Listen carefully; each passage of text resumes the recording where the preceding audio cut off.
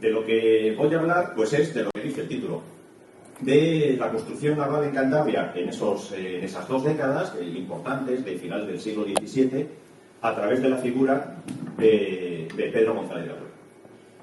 Es un personaje que, bueno, yo he tratado hace bastantes años, ya empecé a trabajar sobre él, y que ahora, bueno, por diversas circunstancias, en este último año, pues lo he retomado ampliando un estudio sobre su familia. Bueno, ¿por qué es importante Pedro González de Agüero para la construcción naval en Cantabria a finales del siglo XVII? En vez de contestar a esta pregunta, lo que voy a hacer es perder un poco de tiempo, que siempre queda bien. Alcázar de Segovia, monumento más visitado de Castilla y León, y con una función mixta. La mitad de su superficie es un museo, que yo creo que hemos visto todos, y la otra mitad, que no es tan conocido, alberga uno de los archivos generales militares que hay en España. En concreto, lo que se custodia en el Alcázar de Segovia, 90% de sus fondos son los expedientes personales de los militares del Ejército de Tierra, pues prácticamente desde finales del siglo XVIII, todo el siglo XIX y primera mitad del siglo XX. Hay millones de expedientes personales. Pero también hay otras secciones minoritarias en cuanto a volumen, pero muy interesantes. Por ejemplo, una de esas secciones son las de causas. Tipología muy diversa, y se llaman causas. ¿Y por qué viene a cuento de qué viene todo esto? Bueno, viene a cuento de que por hacer una declaración de intenciones que excede a esta ponencia, a esta comunicación, hay que decir que, igual que a nosotros en la escuela nos decían que si la vida en la Tierra fuera una naranja, la existencia del ser humano, que nos consideramos el centro de la creación, ocultaría menos que la punta de un alfiler, ¿no? Bueno, pues ¿qué conocemos del astillero de Colindres, siglo XVII? Si el astillero de Colindres tuviera las dimensiones de una naranja, pues conoceríamos más o menos lo de una canica, aproximadamente. Es decir, ¿está investigada la historia del astillero de Colindres? En absoluto. ¿Está investigada la historia de la construcción naval de finales del siglo XVII? En absoluto. ¿Qué conocemos? Un 10%, un 15%. ¿Por qué conocemos tan poco? Amigos, porque es muy dura la investigación. Porque hay que ir a las fuentes. Las fuentes están en los archivos. Y las fuentes no están preparadas para nosotros. Hay que mirar decenas de legajos para encontrar, a veces sí, una maravilla, o a veces simplemente unas líneas, una carta, unas pocas indicaciones. Es decir, es realmente muy duro. Por eso, bueno, ya no voy a hablar de la Universidad de Cantabria, que estudia cualquier cosa menos la historia de Cantabria. Por eso muchas universidades desprecian ese tipo de investigaciones y lo que hacen es aprovecharse de los eruditos del siglo XIX o de principios del siglo XX, que se tiraban 12 horas diarias en los archivos, sin internet y sin nada, y que hacían, bueno, series documentales, incluso transcribían, ¿no? O hacían recensiones. Menudo rollo, ¿no? ¿Por qué? Porque precisamente para esto, de lo que estamos hablando, Pedro González de Agüero y la construcción naval en Cantabria en estos momentos, se conocen muy pocos datos, porque el grueso está en el archivo de Simancas. Y en el archivo de Simancas, la sección correspondiente está organizada por años. Es decir, que para ver qué pasó con un asiento, con un contrato de construcción, no sé, de 1680, pues hay que pedirse todos los legajos de ese año, que suelen ser 4 o 5 legajos de esta altura, están ordenados por fechas, y empezar a mirar hoja por hoja, hoja por hoja. Claro, es muy ingrato, ¿no? Pero es enormemente gratificante cuando se encuentra, ¿no? Esa información que vamos a buscar. Bueno, pues en el archivo de Segovia tenemos un legajo entero, una unidad de instalación, una caja entera, con el pleito, con uno de los pleitos que Pedro González de Agüero tuvo con el Estado, tuvo con el Consejo de Indias, con el Consejo de Castilla, por los avatares que tuvo su contrato de construcción de 4 pabellones. 3 de ellos los hizo en Colindres. No es normal que este tipo de expediente esté en un archivo militar de Segovia, porque además es del siglo XVII y los fondos de Segovia suelen ser posteriores, pero bueno, tenemos la gran suerte de que, pues eso, prácticamente en una sola caja nos encontramos casi la mitad de la historia, la mitad, porque otra mitad están en los archivos, la mitad de la historia de estos avatares que tuvo Pedro González de Agüero. Vamos a empezar presentando primero un poco bueno, el contexto y el personaje. Bueno, esto ya a los que les interese la historia de la construcción naval ya lo saben, yo lo he dicho ya muchas veces y desde hace muchos años. El contexto en el siglo XVII en España pues era bueno, bastante calamitoso. El Estado estaba prácticamente en quiebra técnica, había bueno, una sensación de decadencia que estaba instalada en todas las instancias, en todas, desde la corona, desde la monarquía hasta el último súbdito. Y entonces, bueno, en el tema de la construcción naval, esto lógicamente no era bueno. Por un lado, seguíamos manteniendo un sistema de construcción empírico, sin planos, según la experiencia de cada maestro constructor. Seguíamos aferrados al sistema de galeones, que realmente a nosotros nos venía bien. Por eso, aunque ya hubo experiencias o hubo propuestas a finales del 17, Antonio Garrote, para construir navíos y fragatas de línea, como estaban haciendo los franceses, los holandeses, los ingleses, etcétera, etcétera. España siguió hasta final del siglo construyendo galeones para la carrera y para la Armada del Océano, prácticamente, el mismo que se habían formado 200 años antes. Pero el problema era global. Era un problema, además de falta de liquidez, era un problema de haberse esquilmado ya los recursos naturales para la construcción naval, etcétera, etcétera. Y además es un problema que entraba en un círculo vicioso, ¿no? O sea, todos estos factores retroalimentaban negativamente a los demás. Bueno, en este contexto, aquí tenemos la torre o torre de Agüero, unas ruinas que se consolidaron como tales en el siglo XVII-XVIII, en Agüero, aquí, muy cerca de aquí, en la Merindad de Trasmiera. Bueno, pues en este contexto surge este linaje, los González de Agüero, con mucha fuerza en el siglo XIII, se van extendiendo, siglo XV ya son unos de los más importantes de Cantabria, con ramificaciones en toda la corona de Castilla, linaje más importante de la Merindad de Trasmiera, entran en desgracia, entran en declive, bueno, son absorbidos por los Fernández de Velasco, por los Podestados de Castilla, y de nuevo el linaje resurge en el siglo XVII. A principios del siglo XVII nace Pedro González de Agüero. Bueno, normalmente por tradición familiar todos se llamaban Pedro González de Agüero, es un poco lioso, porque desde 1230 prácticamente el 90% se llaman igual, Pedro González de Agüero. Bueno, Pedro González de Agüero se casa en 1652 con una colindresa, se va a vivir, se va a residir a la casa solar de su mujer, a una de las casas solares del linaje de su mujer, que amplía, ¿no?, que reforma y en la que coloca su escudo, que vamos, estoy seguro de que todos conocen y tienen presente, ¿no? La primera casa, según se sube a la derecha, es la casa de los González Agüero desde mediados del siglo XVII. Se implicó en diversos pleitos para defender los derechos de su familia. Esta es la casa. Parece en origen, ¿no?, por lo menos la estructura lo da a indicar que fue una torre, la típica torre defensiva o bajo medieval de un linaje colindres, al que luego se le fueron añadiendo, ¿no?, algunos elementos, este gran escudo de 1660, 1670, con las armas ya de González Agüero, que era el propietario, era el poseedor por matrimonio, ¿no? Y bueno, está restaurada y bueno, yo creo que es un ejemplo, ¿no?, positivo del tratamiento adecuado del patrimonio. Bien, más casos de esta implicación de González Agüero a través de su mujer en colindres. Como ven ustedes, se implicó en diversos pleitos para tener el patronazgo, la propiedad de la capilla de Mori, que era una de las capillas más importantes de uno de los linajes históricos de colindres, ahí en la iglesia de San Juan de aquí, de Colindres.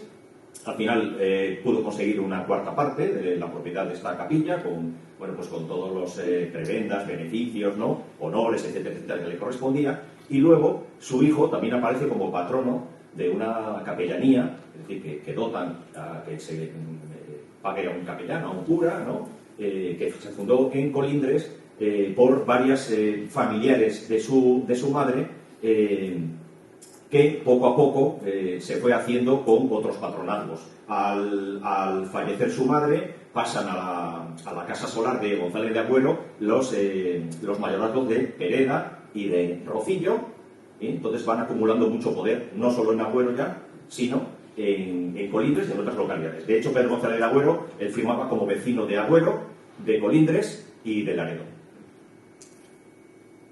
Después de morir su primera mujer, la colindresa, Pedro González de Agüero se volvió a casar con una laredana uso de Sierra Alta y del Hoyo Mori, es decir, con parientes también en Colindres, en la Casa Mori, con lo cual quedaron todavía más reforzados esos vínculos entre los González de Agüero y la villa de Colindres.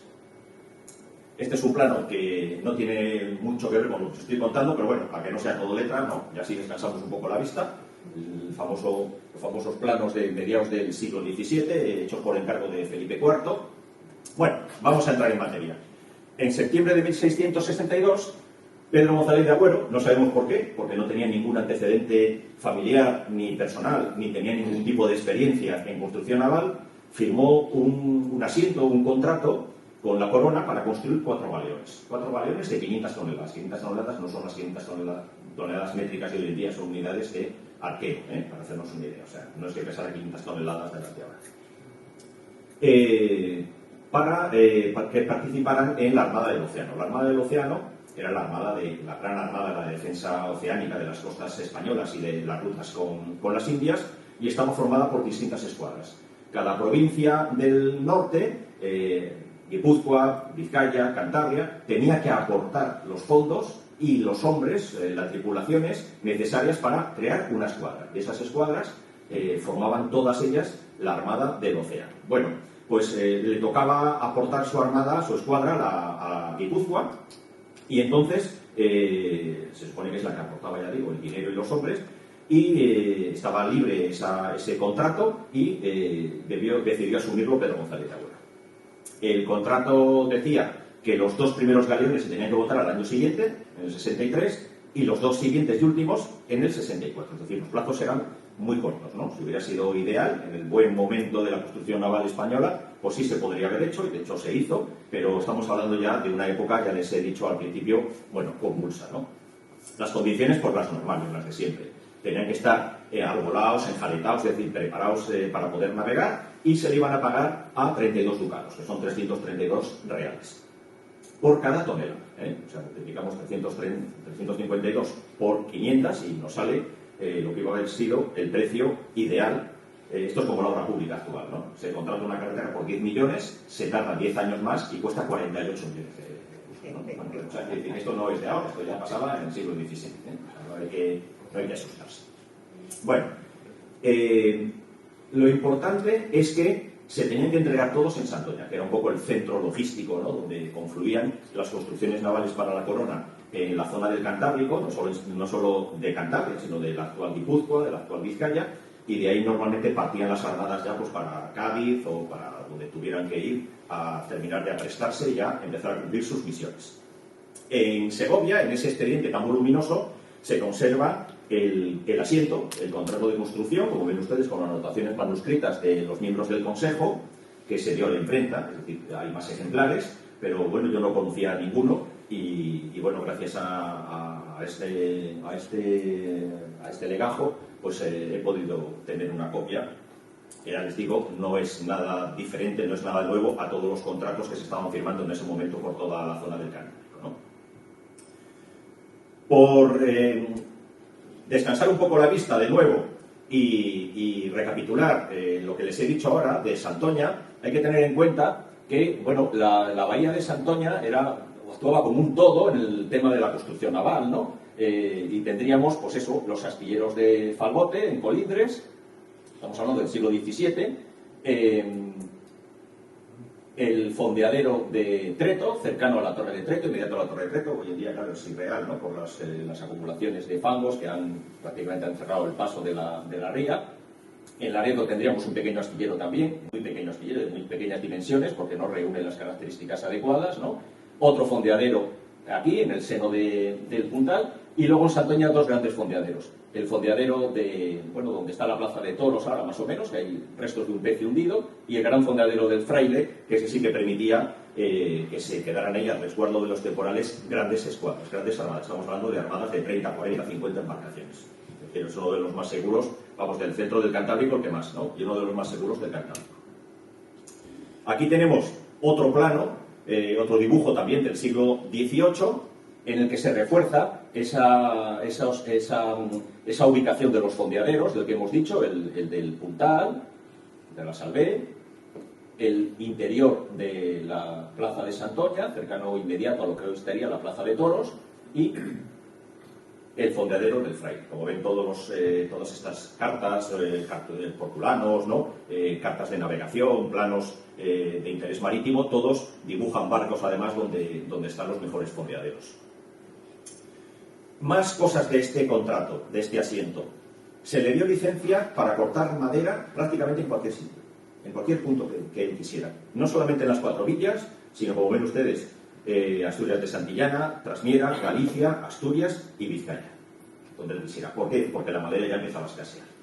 Los métodos, las obligaciones de plantíos reales, es decir, de reposición de los árboles de interés para la construcción naval, pues no se cumplían poco, no de manera ideal, y entonces la madera grande, los grandes árboles, los que eran necesarios para estos grandes navíos, empezaban a escasear en nuestro entorno inmediato. Por eso se le concede permiso para que pueda extraer madera, ya les digo, prácticamente de cualquier lugar, ¿no? del norte de la península.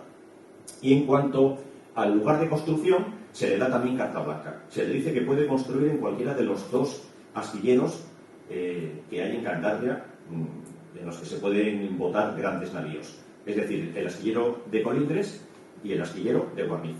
Pero enseguida, como a la corona le hacían falta galeones, realmente tiene una gran necesidad, firmó otro contrato, otro asiento de construcción con otras 2 personas, Grillo y Lomelín, y entonces a ellos se les dio el astillero de Guarnizo.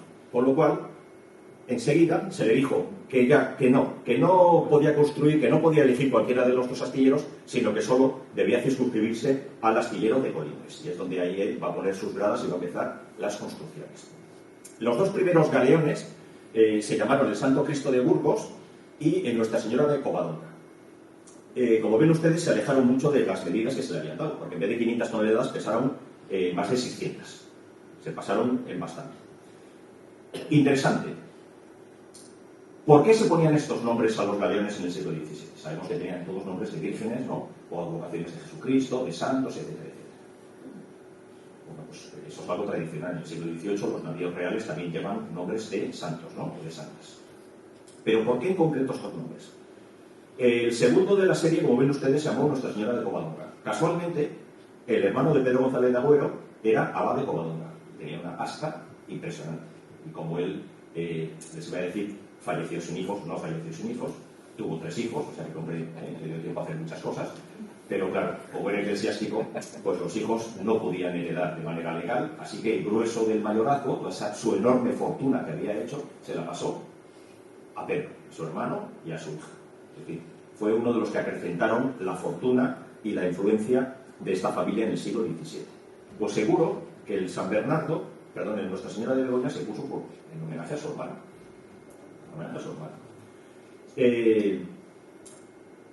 El tercero se nombró San Bernardo. Casualmente, el hijo de Pedro González de Agüero, el mayorazgo, el que heredó el título y la fortuna, se llamaba Bernardo. Es decir, aquí estamos teniendo claves, ¿no? Que seguro que cuando sigamos investigando en otros galeones, ¿no? Vamos a darnos cuenta de que esos nombres no son elegidos al azar. No es que tuvieran una lista como los tifones y dijeran, hoy toca el Clara, ¿no? Porque como va de A, B, C, D, D, los tifones, tenían es decir, el asentista, el constructor, tenía cierta libertad, parece, cierto margen para poder poner nombre a los barcos que él mandaba construir. Bueno, se votaron estos 2 primeros galeones en 1665, o sea, 2 años después de lo que se supone que debería haber sido.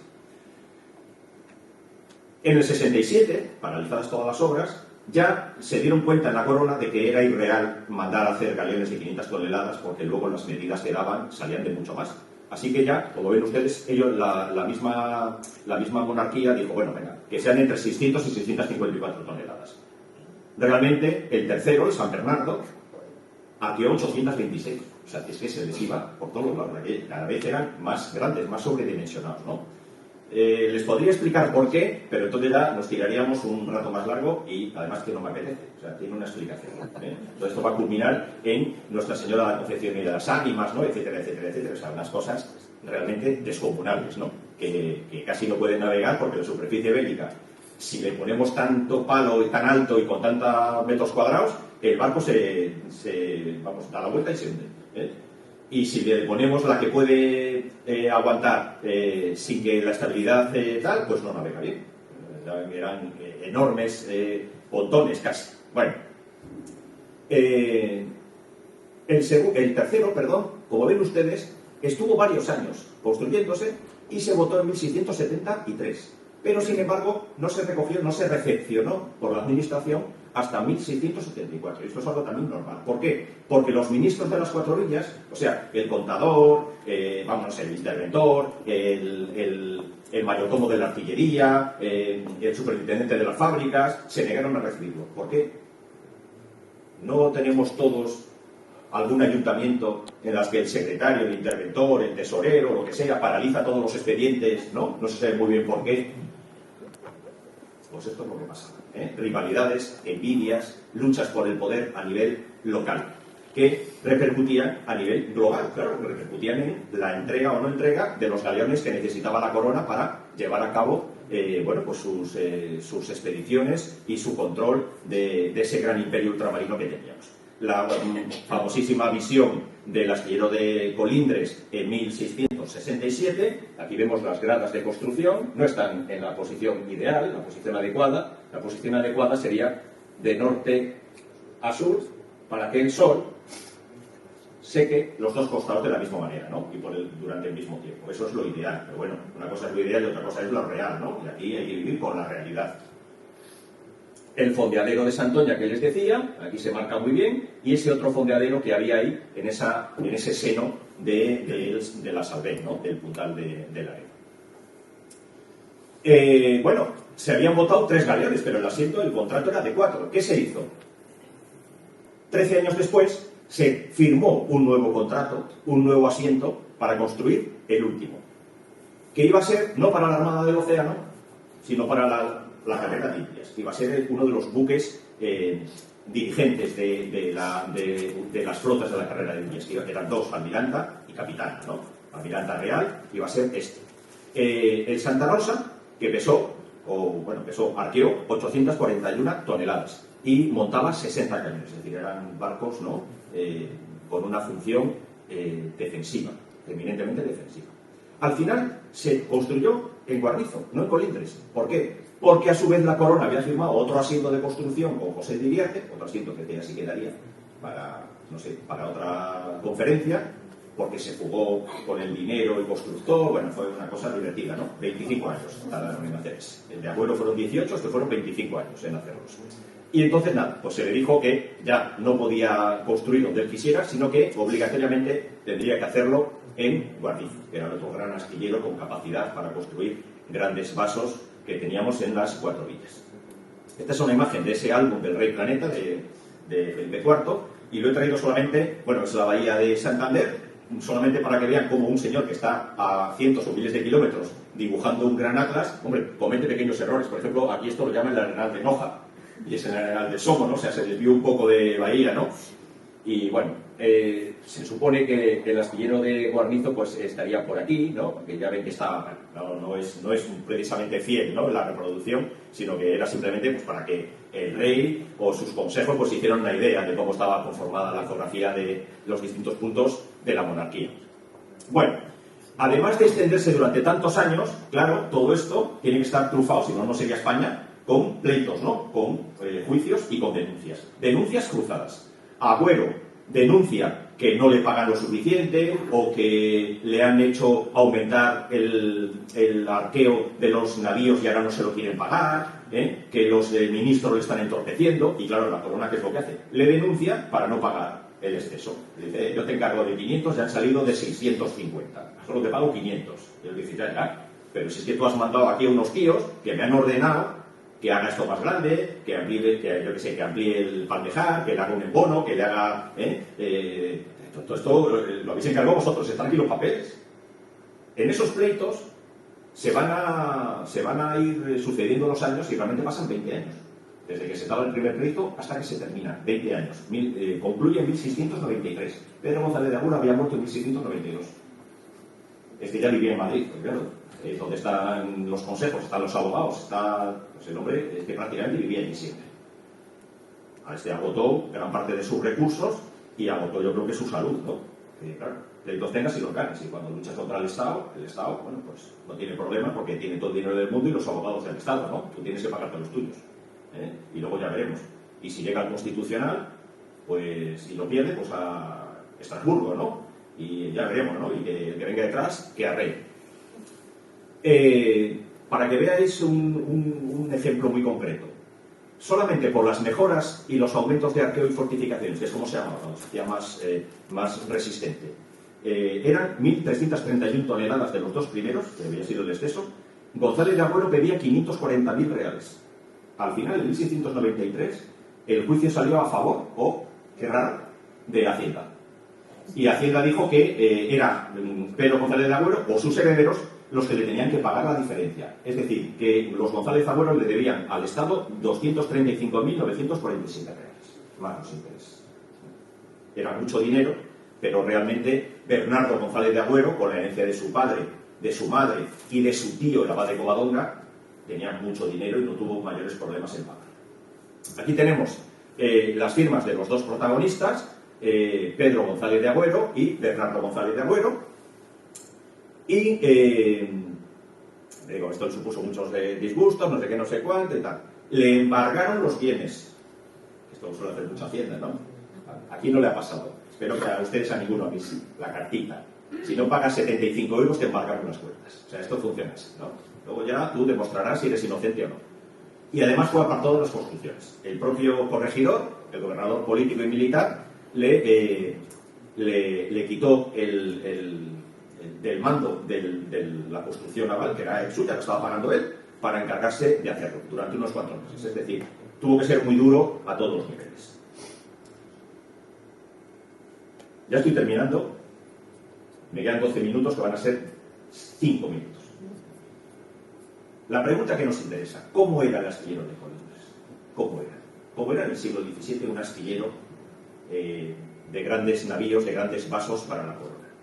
¿Cómo era? Pues no se sabe. No se sabe.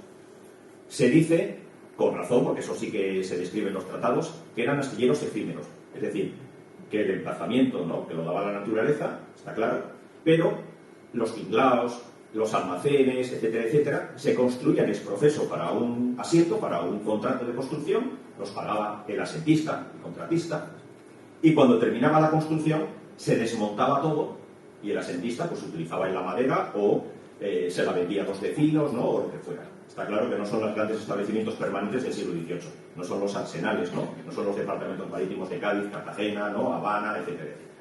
Es decir, eran astilleros efímeros. Pero, ¿cómo eran? ¿Cómo se hacía la botadura de estos enormes galeones? Recuerden ustedes que se decía que para botar en Nuestra Señora de la Concepción se habían tenido que utilizar no sé cuántas 100 parejas de bueyes, ¿no?, para poder arrastrar el vaso. ¿Y cómo arrastraban los bueyes? Es decir, se metían en la ría los bueyes, flotaban los bueyes. ¿Cómo era posible que arrastraran un galeón tan enorme, que no sé cuántas serían hoy, 800, 1000, 1200 toneladas?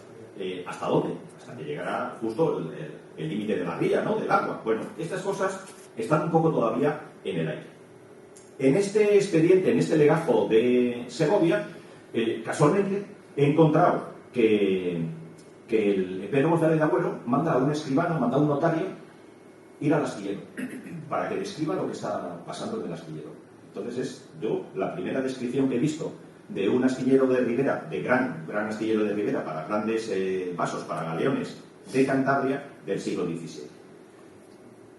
Lamentablemente no es la descripción del astillero de Colindres, sino del astillero de Guarnizo, porque en estos momentos ya se estaba construyendo el cuarto y último de la serie, que ya recuerden ustedes que se hizo en Guarnizo. Bueno, pero es interesante porque el sistema es el mismo. Él manda al notario y el notario, de una manera muy pormenorizada, en ustedes lo va poniendo y nos va diciendo cosas muy interesantes.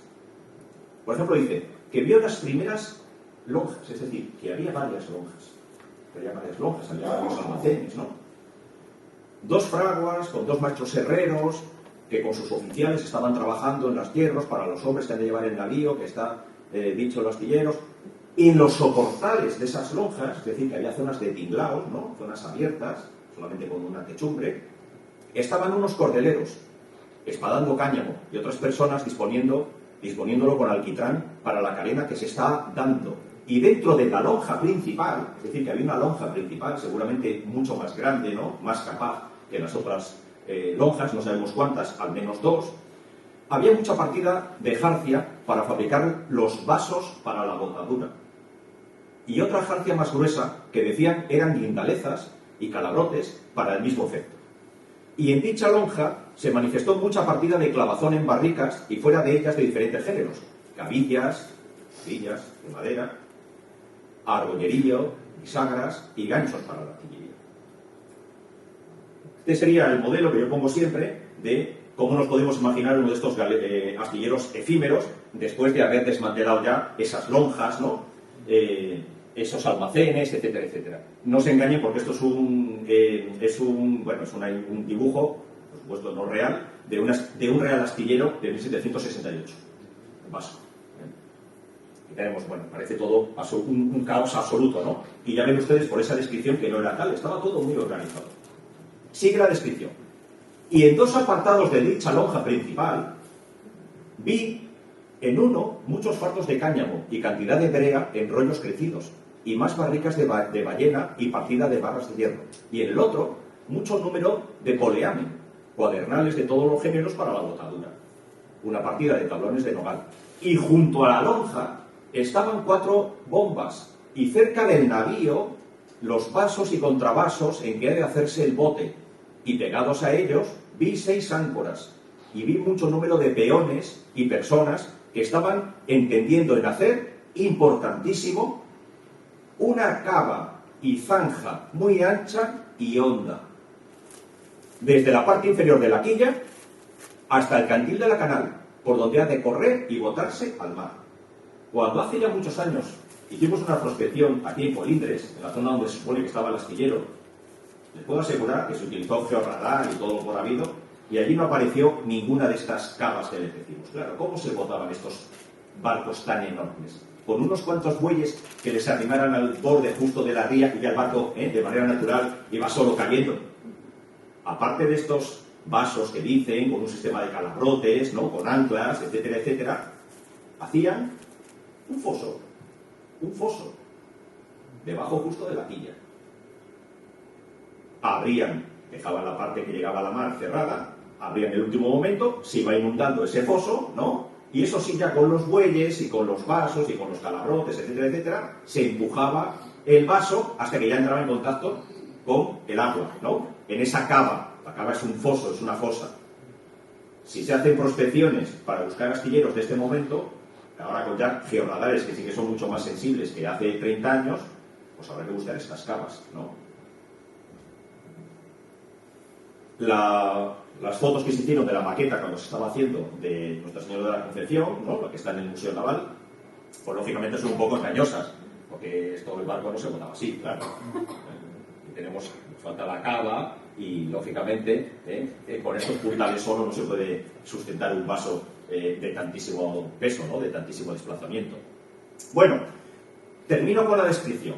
Además había a un lado y al otro del casco mucho número de calafates dando la carena, y se hallaban en el pantoque de dicho navío y reclavaban las tablas con clavos muy espesos, estopados con estopa y alquitrán. Y habiendo entrado en dicho navío, el notario se ganaba el sueldo, que Dios se lo curraba.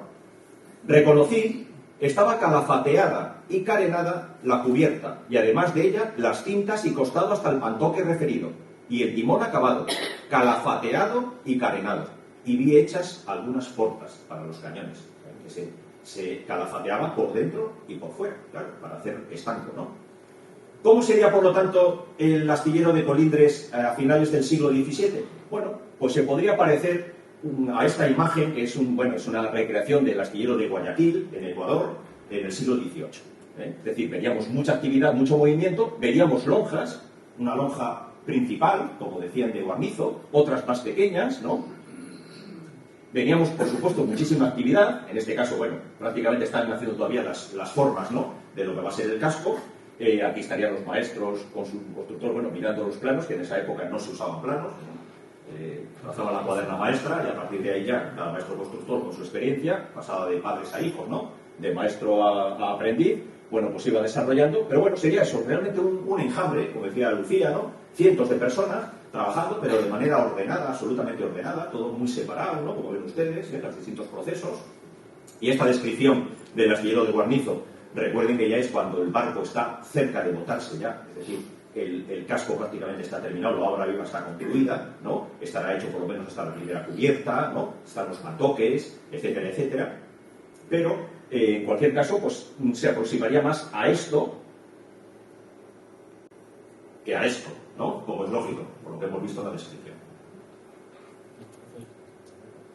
Otra imagen de la bahía de Santoña, exagerando siempre, ¿no?, las condiciones geográficas, para que veamos este gran seno, que no es así de grande, ¿no?, de acusado, que forma el puntal, ¿no? Y aquí tendríamos, bueno, pues el astillero de Colindres, y les digo que del que todavía desconocemos muchísimas cosas, porque lo que sabemos, fue lo que investigaron personas que ya han muerto hace muchos años, hace décadas, gente con muchísimo mérito, y que bueno, nosotros lo que intentamos es seguir un poco su estela para ver si algún día podemos completar este panorama tan grandemente desconocido y al mismo tiempo tan interesante y tan fundamental para esta noble villa de Colindres.